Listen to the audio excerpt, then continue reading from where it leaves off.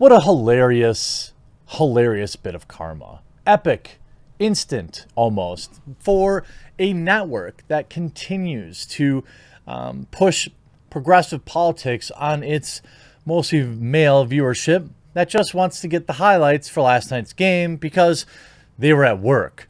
Long gone are the days of being able to tune in to sports media and get this crazy coverage of a thing called sports.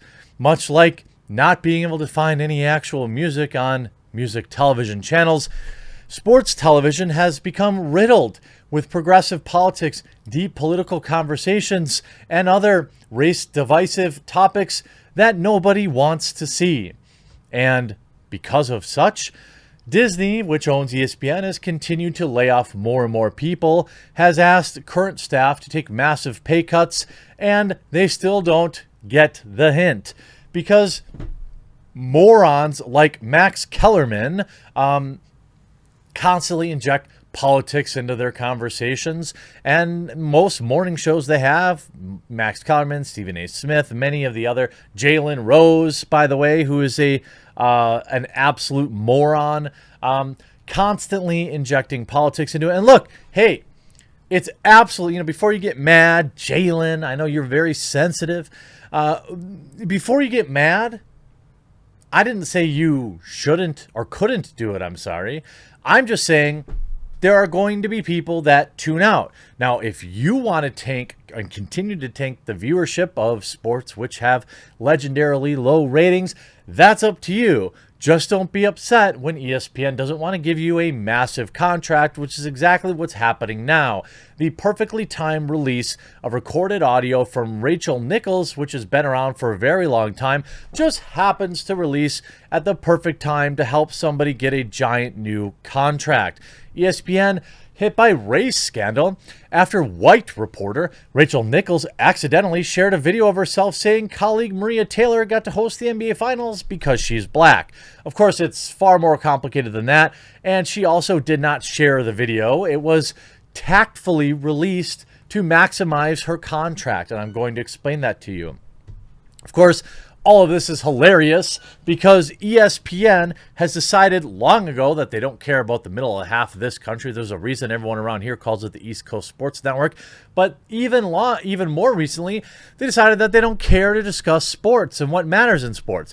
They decided that the color of people's skin is more important than what they do on the sports ball field. Of course, ESPN is in turmoil after one of its star reporters, who is white, was heard on a hot mic criticizing the network's decision to tap a black female colleague to host its NBA coverage last year. Rachel Nichols was overheard last year in a phone conversation saying she was passed over in favor of a black woman, Maria Taylor, because ESPN was feeling pressure for more on-air diversity. Okay. Where's the lie? Literally every major Hollywood or television production has been overcompensating and bending the knee to demands for more diversity. Now, that doesn't automatically mean that she wasn't qualified and she only got the job because she's black, but certainly there is some implication of that, and that's what Twitter is concerned about. In a conversation with Adam Mendelsohn, Nichols is heard complaining about being passed over to host the network's marquee pre- and post-game shows during the NBA playoffs and finals last year.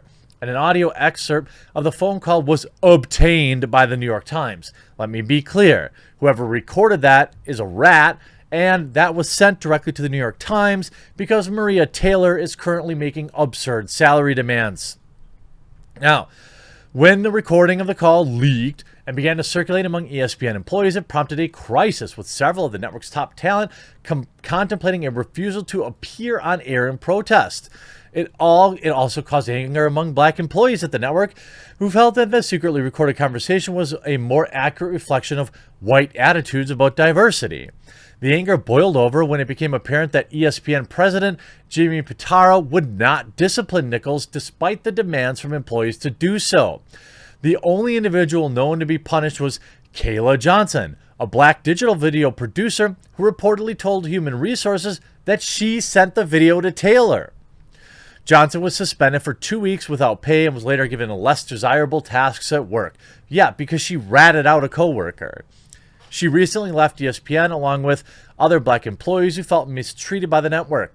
The outrage that Nichols appeared to suggest that Taylor was picked to co-host the channel's NBA playoffs simply because she was black and not because she was qualified for the job.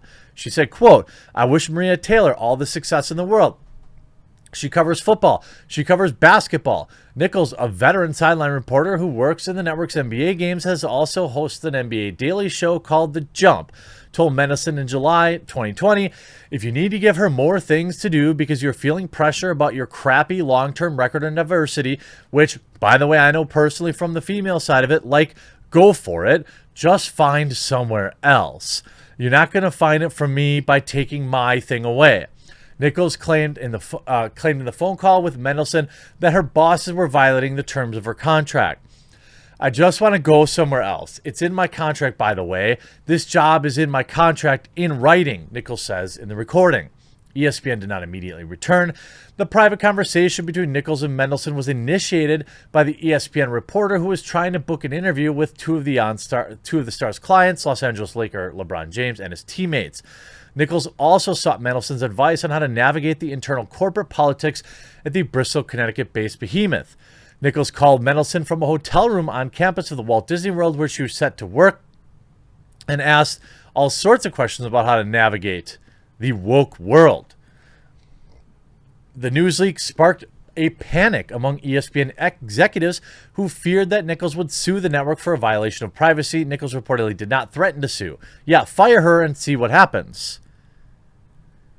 But all of this, by the way, is hilarious. I mean, again, we're talking about legendarily low ratings. ESPN has all-time 41-year low ratings as Woke Center on Roids takes over. The NBA has gone off a ratings cliff. Stephen A. in this video claims that it's because the star players in the NBA aren't playing. That's why the NBA ratings are down. But a quick look at the comment says otherwise. NBA went woke and now it's going broke. Wokeness has heavily infiltrated the league. I can only speak for myself. I used to watch several games a week. Since the NBA went woke last year, I haven't watched a single game or highlight and never will again. Now, these comments, they sound salty. They sound like the comments made from somebody who's upset that they're being replaced. I understand that. But understand what the timing of this release really was about. This via Bobby Barack at Outkick. Since July 2020. Now, again, that's a year ago. A privately recorded conversation between Rachel Nichols of ESPN and Adam Mendelson, a longtime advisor to LeBron, has floated around in and out of media circles, meaning it's been around for over a year and nobody's cared about it. The clip contains audio of Nichols discussing ESPN's decision to bypass her and name Maria Taylor the host of NBA Countdown. As months passed, it seemed less and less likely the audio would leak. However, it wasn't that it would never leak. The truth is the timing wasn't right yet. A year later, on the 4th of July, the New York Times released a quoted from Nichols' conversation in which she suggested Taylor got the hosting job because she is black. From the outside, the leak seems mysterious, but from inside, leaks are obvious and telling. This is the true of the White House, Wall Street, NBA, NFL, Fox News, ESPN, and local political campaigns. A particular story coming out when someone wants that story to come out, and it's almost never hard to deduce who divulged it. The process is straightforward. A person, a representative, an agent, manager, or mom sends private information to a reporter expecting advantageous results from its publication. To fully maximize the results, a leaker often holds the information until the opportune time. For the headline leaked, a disparaging video prompts explosive fallout within ESPN was the opportune time. 3 weeks before Maria Taylor's contract expires. In other words, someone sent the recording of Nichols to a useful idiot at the New York Times to assist in Taylor's unreasonable contract demands. Taylor wants $8 million a year, a $7 million annual raise at a time when ESPN asks other employees to take 30% pay cuts. Last year, Taylor turned down an offer of $5 million a year. Sources tell Outkick that Taylor's mother and manager have handled much of her behind the scenes. Sunday morning, I sent Maria Taylor a text message asking if she had comment on the widespread belief within the media industry that someone in her camp had directly saved and sent this audio to the Times. She has not responded. Of course, the idea behind the leak is to paint Taylor as the victim by saying another host diminished her by reducing her down to her skin color. In reality, ESPN executives, not Nichols, have diminished Taylor and her colleagues down to the melanin level in their skin. Quote, I wish Maria Taylor all the success in the world. She covers football. She covers basketball, Nichols said. If you need to give her more things to do because you're feeling pressure about your crappy long-time record in diversity, which, by the way, I know personally from the female side of it, like, go for it. Just find it somewhere else. You're not going to find it from me or taking my thing away. Taylor's skin color was a factor in ESPN's decision to move her to Countdown. It's a factor in every one of ESPN's decisions. Denying it would be like saying hot women don't get free drinks and cut in line. Look, looks matter in America, and race matters at ESPN. Ask any agent, manager, or executive off the record if they agree. Jalen Rose may call it tokenism if the winning recipient is white. Taylor didn't get the job merely because she's black, but in this climate, her skin color didn't hurt her chances. Her skin color clearly is a factor in the contract negotiations, just like it was in Mike Golick's when ESPN decided to boot him out the door last year. The spineless leaker didn't send the Times Nichols audio because it was offensive, but because it contained leverage. Talent leverage at ESPN is now a product of fear. Fear of the Times causing ESPN a real headache should make the network the wrong person feel slighted. Taylor's leverage interestingly stems from a report 1 year ago from the same Times reporter pointing out that ESPN had not re-signed 3 black females, Jamel Hill, Carrie Champion, Josina Anderson. This guy has a purpose in life. It's good to find yours. The argument is baseless, though. ESPN has gleefully let go of far more white men than they have black women. If ESPN is all about diversity as it claims, why hasn't it replaced Dan Lebitard with another Hispanic host? Nevertheless, not a single ESPN executive has the balls to say in a company meeting that the network promotes and pays black personalities more than any other group right now. That is particularly true of black women in the under 40 talent group. The age group has a group talent agents target. Some of the personalities most aggressively promoted by ESPN are black women. Taylor is first, followed by Makilia Andrews, Ellie Duncan. I don't know half these others. Others in the top 10 are Marcus Spears, a black man, Laura Rutledge, a white woman, Charlie Arnott, an Italian woman, Mina Keems, an Asian woman, and Dan Orlovsky, a white man.